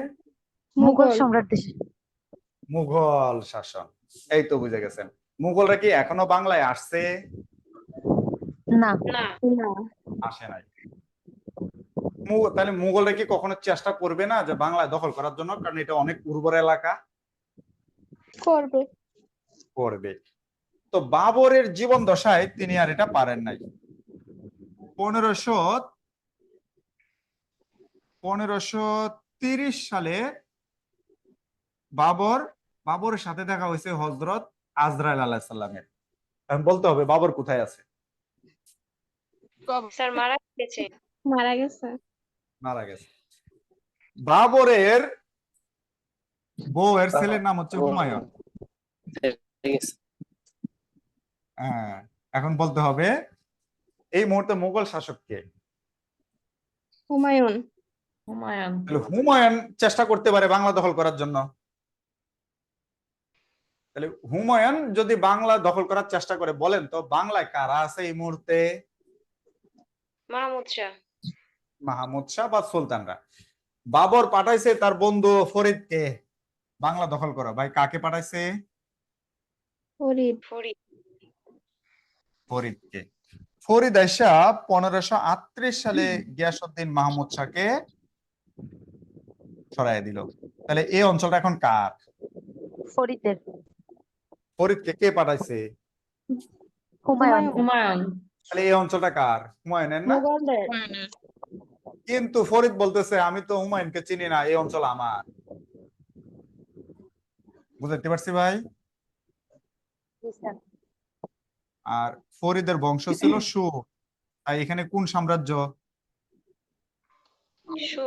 সুর সাম্রাজ্য। এই ফরিদের এইখানে যখন আস্তে আস্তে সব এলাকা দখল করলো, তখন তার উপাধি হয়ে গেছে কি? শেরশাহ। শেরশাহ। তাহলে শেরশাহকে হুমায়ুন পাঠাইছিল যে ভাই তুমি বাংলা দখল করো, আর শেরশাহ বলছে দখল করছে, তবে নিজের নামে। বুঝাইতে পারছি? তো হুমায়ুন ভাবতেছে কি রে শেরশাহ, তোমারে পাঠাইছি বাংলা দখল করার জন্য আমার পক্ষ হয়ে, তুমি আমার পক্ষ হয়ে দখল করো নাই, এবার তোমাকে আমি হামলা করব। এবার হুমায়ুন বাংলায় আসছে, আয়শা শেরশাহকে পরাজিত করছে।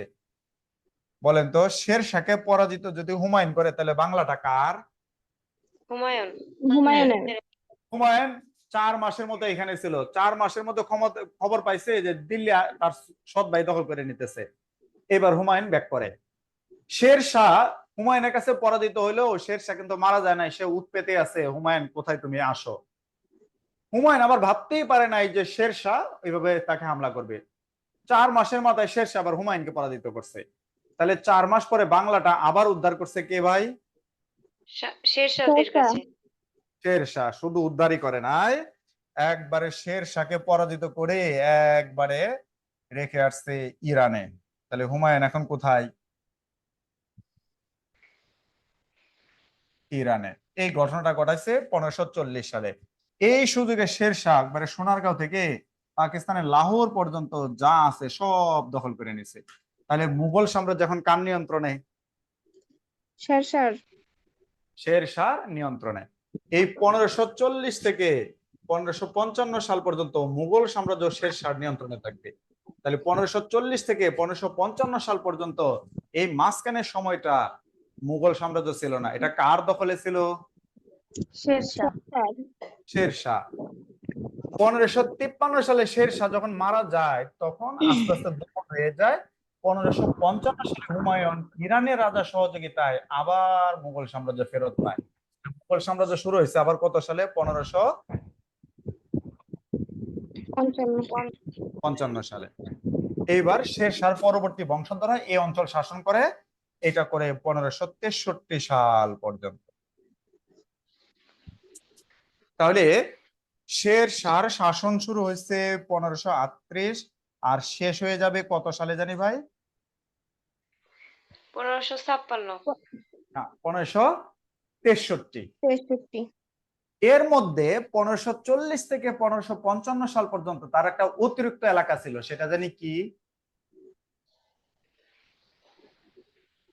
যদি বলতে পারেন তাহলে বুঝবে ইতিহাস বুঝছেন। মুঘল এলাকা। মুঘল এলাকা, এই তো বুঝে গেছেন। তাহলে 1540 থেকে 1555 সাল পর্যন্ত মুঘল এলাকাটা শেরশাহর অধীনে ছিল।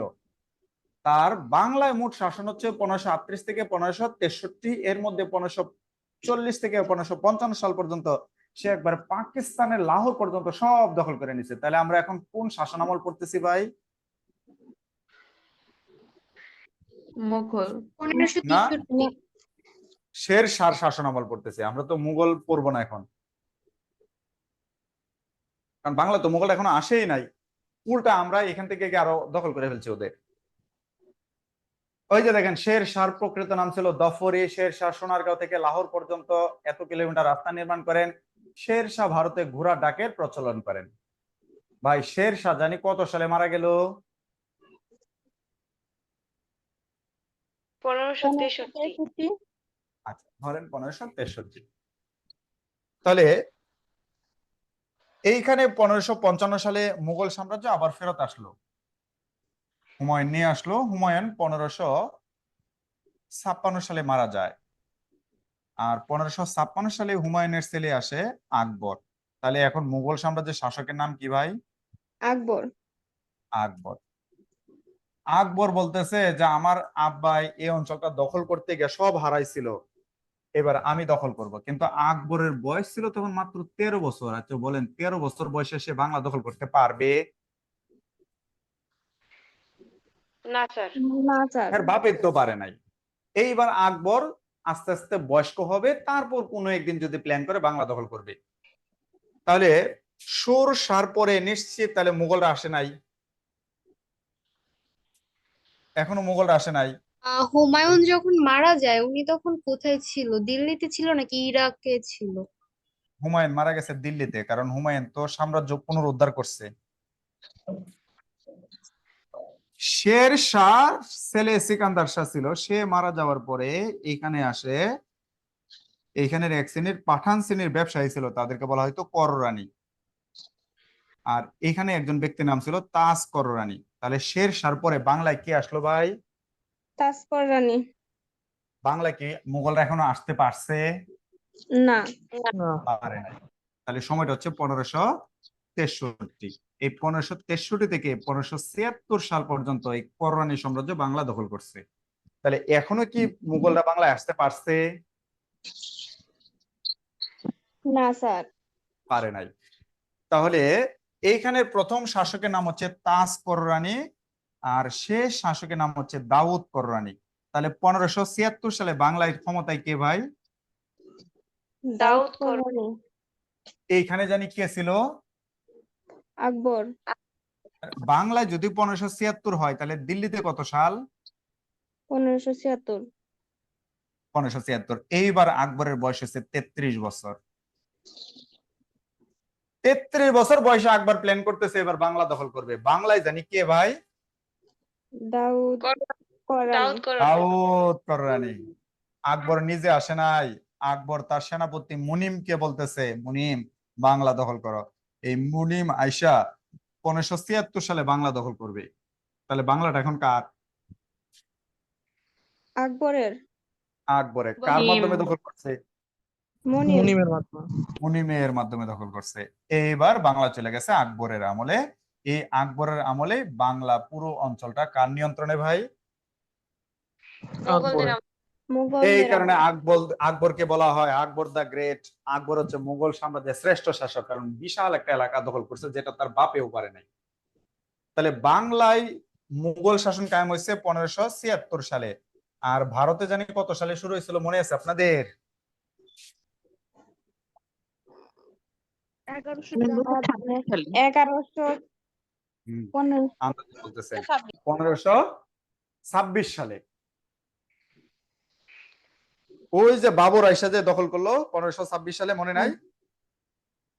জি মনে আছে। জি স্যার। 1526 সালে। এর মধ্যে আবার 1526 থেকে এখন 1576, এর মধ্যে আবার 1540 থেকে 1555 সাল কিন্তু ক্ষমতায় ছিল নাই। 15 বছর তাদের, আমি মজা করে বলি, এটা বিজ্ঞাপন বিরতি ছিল। তাহলে পুরো অঞ্চলটা এখন মুঘলদের নিয়ন্ত্রণে। বলেন তো আমরা এখন কাদের নিয়ন্ত্রণে আছি? মুঘল। মুঘলদের মুঘলদের নিয়ন্ত্রণে। এখন মুঘলরা তো বসে দিল্লিতে, তাহলে বাংলা অঞ্চলটা এখানে তাদের প্রতিনিধি পাঠাইতে হবে না? জি। এই প্রতিনিধিকে এই মুহূর্তে বলা হইতেছে দিওয়ান। তাহলে বাংলায় আমাদের শাসকদের কি বলা হইতেছে ভাই? দিওয়ান। দিওয়ান কার কার জানি কর্মচারী? মুঘল পরের মুঘলদের। আকবরের পরে ক্ষমতায় আসলো জাহাঙ্গীর। জাহাঙ্গীর। জাহাঙ্গীর আইসা বলতেছে দিওয়ানরা এখানে সফল হচ্ছে না, এখানে অনেকগুলো দিওয়ান নিয়োগ দিব, আর দিওয়ানদেরকে তদারকি করার জন্য আমরা এখানে একটা উচ্চ পদ তৈরি করব। সেই পদের নাম কি? সুবেদার। সুবেদার। তাহলে বলেন তো বাংলায় সুবেদার পদটা কে সৃষ্টি করছে? জাহাঙ্গীর। সম্রাট জাহাঙ্গীর। এই যে মনে করেন দিওয়ানরা হচ্ছে নন ক্যাডার, সুবেদার হচ্ছে ক্যাডার। তাহলে বাংলার এখন বসের পদের নাম কি? সুবেদার। আর টোটাল বসের নাম কি? জাহাঙ্গীর। জাহাঙ্গীর। সংক্ষেপে বলি, শেষ করে দিব। দিন যাচ্ছে যাচ্ছে যাচ্ছে যাচ্ছে, এখন হয়েছে 1717 সাল। এই মুহূর্তে দিল্লি সম্রাটের নাম হচ্ছে ফররুখ শিয়র। বলেন তো এখন মুঘল সম্রাটের নাম কি? ফররুখশিয়র। আচ্ছা বলেন তো, এইখানে প্রথম সুবেদার কিন্তু হয়েছিল ইসলাম খান, আপনারা হয়তো জানেন। জাহাঙ্গীর জানি কাকে পাঠাইছিল? দিওয়ান। প্রথম তো দিওয়ান। হ্যাঁ, পরে পাঠাইছে সুবেদার। প্রথম সুবেদার জানি কে হয়েছিল? ইসলাম খান। এখন যে 1717 সাল, ইসলাম খান কি এখনো বেঁচে আছে? না। না না, তাহলে বেঁচে নাই। এই মুহূর্তে এখানে দীর্ঘদিন ধরে সুবেদারগিরি করে গেছে একজন ব্যক্তি, তার নাম আপনারা জানেন। তার নাম হচ্ছে মুর্শিদ কুলি খান। এই মুর্শিদ কুলি খানকে এবার ফররুখ শিয়র বলতেছে যে আঙ্কেল, মুর্শিদ কুলি খানের অনেক সিনিয়র ব্যক্তি ছিল ব্যক্তি, যে আঙ্কেল আপনি তো অনেকদিন ধরে দিওয়ান, আপনি অনেক সফল ব্যক্তি, তাই আপনাকে পদোন্নতি ক্যাডারে নিয়ে আসলাম। ক্যাডার হলে তার পদ কি হয়ে যাবে? সুবেদার। সুবেদার। সুবেদার। তাহলে বাংলার এখন সুবেদার কে? মুর্শিদ কুলি খান। মুর্শিদ কুলি খান। মুঘলরা, মনে রাখবেন এই কথাটা পরে ক্লাসেও লাগবে, মুঘলরা মুসলিমদের কাজে খুশি হয়ে উপাধি দিত নবাব, আর হিন্দু হইলে উপাধি দিত রাজা। তাহলে বলেন তো, যদি ফররুখ শিয়র মুর্শিদ কুলি খানের প্রতি খুশি হয়, তাহলে কি উপাধি দিবে, নবাব না রাজা? নবাব। হ্যাঁ, এইবার মুর্শিদ কুলি খানকে ফররুখ শিয়র সুন্দর করে উপাধি দিছে নবাব, যে আঙ্কেল আপনি বাংলায় সুবেদার, কি উপাধি পাইছেন? নবাব। নবাব উপাধি পেয়ে শাসন শুরু করেন। এবার আঙ্কেলের নবাব উপাধি পেয়ে এখানে আসছে কত সালে জানি ভাই? 1717 সালে নবাব উপাধি নিয়ে আইসা তার মধ্যে হয়ে গেছে একটা ভাব, সে বলতেছে আমি তো ফররুখ শিয়রকে চিনি না, এই অঞ্চল আমার। তাহলে বলেন বাংলার নবাবী আমল শুরু হয়েছে কত সালে? 1717। বুঝতে পারছেন নবাবরা একসময় কি ছিল? বলেন তো কি ছিল? সুবেদার। একজন কর্মচারী ছিল, সুবেদার ছিল, সেখান থেকে কি হয়ে গেছে? নবাব। আলাদা শাসক হয়ে গেছে। আমরা এখন কত সালে আছি? 1717। এর মধ্যে একটা সাল আসছিল 1608 সাল, তখন ইংরেজরা আসছে ভারতে বাণিজ্য করতে। ভাই ইংরেজরা তাহলে ভারতে বাণিজ্য করতে কত সালে আসছে? 1608 সালে। এখন যদি 1717 হয় তাহলে ইংরেজরা কি 100 বছর হয়েছে এখানে চলে আসছে না? জি স্যার। জি স্যার। তাহলে ইংরেজরা সমগ্র ভারতবর্ষ জুড়ে ব্যবসা বাণিজ্য করতে থাকুক, দেখি ভবিষ্যতে তারা কি ডিস্টার্বটা করে। তাহলে আমরা এখন কাদের অধীনে আছি ভাই? নবাবদের অধীনে। এই যে দেখেন মুঘল শাসন, সুন্দর করে আমি একের পর এক সিরিয়াল আলোচনা করছি। এই যে দেখেন সম্রাট বাবর, তারপর হচ্ছে হুমায়ুনদের আবার 2টা সাল দিছি, ওই যে 15 বছর যে ক্ষমতায় থাকতে ছিল না এটা। তারপর দেশি সম্রাট আকবর, এই যে সম্রাট জাহাঙ্গীর, এই যে শাহজাহান, এই যে আওরঙ্গজেব, এই যে শাহ আলম বাহাদুর শাহ, এই যে জানদার শাহ, এই যে দেখেন ফররুখ শিয়রের আমলে বাংলা হাতছাড়া হয়েছিল। ভাই সুবেদার হিসাবে মুর্শিদ কুলি খানকে কে জানি পাঠাইছিল? বলেন দেখি, আরেকটু সহযোগিতা করেন। ফররুখ শিয়র। এই কারণে ফররুখ শিয়রের পরে আর কোন মুঘল সম্রাট আলোচনা করি নাই, কারণ আমরা এখন মুঘলদের অধীনে না, আমরা এখন কাদের অধীনে? নবাব। এই যে দেখেন, এই যে নবাব মুর্শিদ কুলি খান, দিন যাচ্ছে, তারপর সোজাউদ্দিন খান, সরফরাজ খান, আলিবর্দী খান, সিরাজউদ্দৌলা, মীর জাফর, মীর কাসিম, নবাব মীর জাফর, সর্বশেষ নবাব কে? নবাব নাজিমউদ্দিন এইবার আপনাদের যদি প্রশ্ন করতাম যে বাংলার শেষ নবাবের নাম কি, সবাই বলতেন সিরাজউদ্দৌলা। আজকে থেকে আনসার করবেন বাংলার শেষ নবাবের নাম কি? নাজিমুদ্দৌলা। মনে রাখবেন, বাংলার প্রথম স্বাধীন নবাব আলীবর্দী খান, শেষ স্বাধীন নবাব সিরাজউদ্দৌলার পরে যারা ক্ষমতায় আসছে এই সব কয়টাই ছিল ইংরেজদের পুতুল শাসক, এই কারণে এরা একটাও স্বাধীন ছিলেন না। শেষ নবাবকে এই 1765 সালের 30 সেপ্টেম্বর, 1765 সালের 30 সেপ্টেম্বর এখানে কিন্তু এই মুহূর্তে ক্ষমতায় নাজিম। 1765 সালের 30 সেপ্টেম্বর বাংলাটা মাত্র 26 লক্ষ টাকায় কিনে নিছে ইংরেজ একজন সেনাপতি, তার নাম ছিল লর্ড ক্লাইভ। তাহলে বাংলাটা 1765 সালে কে কিনে নিছে? Lord Clive. ভাই বাংলায় যদি 1765 হয় তাহলে ভারত এখন কত সাল? 1765।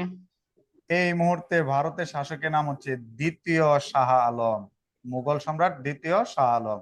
এই শাহ আলমকেও 1765 সালে এই লর্ড ক্লাইভ এসে পরাজিত করছে। তাহলে ভারতটা কার? লর্ড ক্লাইভের। বাংলাটা ইংরেজরা কিনে নিছে, আর এইখানে শাহ আলম, লর্ড ক্লাইভ বলতেছে যে ভাই শাহ আলম এত বড় এলাকা আমি এখন শাসন করতে পারবো না, চলেন আপনি আর আমি দুইজন মিলে শাসন করি। তাহলে এখানে লর্ড ক্লাইভও আছে, শাহ আলমও আছে, তাহলে কয়জন মিলে শাসন করতেছে? দুজন। এটাকে বলে দ্বৈত শাসন। তাহলে ভারতে চলতেছে ইংরেজ আর মুঘল শাসন, আর বাংলায় চলতেছে শুধু কার শাসন? ইংরেজ শাসন। ইংরেজ শাসন। এই তো ইতিহাস বুঝে গেছেন। তাহলে এইখানে মুঘল আর ইংরেজরা একসাথে শাসন করলে অ্যাকচুয়ালি ক্ষমতা কার কাছে? ইংরেজদের কাছে। ক্লাইভের কাছে। বলতে হবে ভারতবর্ষ মূলত ইংরেজদের নিয়ন্ত্রণে চলে গেছে কত সালে? 1717 সালে। 65 সালে। 1765 সালে। আমরা পরের ক্লাসটা শুরু করব এই 1765 সাল থেকে। তাহলে সমগ্র ভারতবর্ষ এতক্ষণ আলোচনা করলাম, অনেকে শাসন করলো, এখন এই মুহূর্তে সমগ্র ভারতবর্ষ কারা কে শাসন করবে ভাই? ইংরেজ। Lord Clive. লর্ড ক্লাইভ, ইংরেজরা। আমি কথা দিছিলাম কিন্তু যে ক্লাস শেষ করব 1765 সালে, আমি কথা রাখছি। এখন ভাই অনলাইন ক্লাসে তো যতই চেষ্টা করেন সব সূক্ষ্মভাবে বোঝানো সম্ভব হয় না, আমি যতটুকু পারছি চেষ্টা করছি। মোটামুটি আপনারা বুঝতে পারছেন কিনা? জি স্যার। জি স্যার। স্যার। প্রয়োজনে যদি মনে করেন যে এটা আরো ক্লাস করা দরকার করে নিবেন, কোনো সমস্যা নাই। দুলাল ভাইকে স্যার বলো। একটা প্রশ্ন ছিল। আচ্ছা আমি বলতেছি কোনো সমস্যা নাই, আরো প্রয়োজনে ক্লাস করে নিবেন, এই ক্লাসটা রিপিট হলে আবার করবেন, কোনো সমস্যা নাই। এইবার প্রশ্ন করেন। স্যার আপনার শীট গুলা কোথায় পাওয়া যাবে? এই যে আমার শীটটা এবং এমসিকিউ শীটটা, আপনাদের যে গ্রুপ আছে না, আপনাদের কি হোয়াটসঅ্যাপ গ্রুপ না Messenger group? WhatsApp group. WhatsApp গ্রুপে এখনই আপনাদের দুইটা শীট দেওয়া হবে, একটা এমসিকিউর আর একটা হচ্ছে আমি যে আজকে আলোচনা করলাম এই যে এইটা।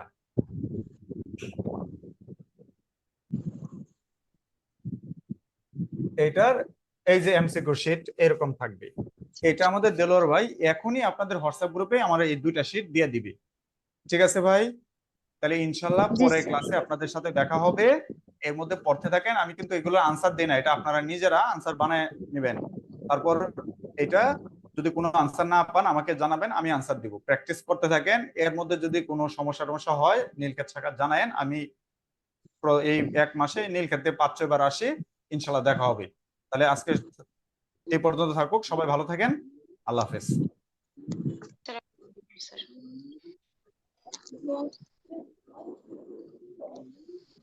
আল্লাহ হাফেজ।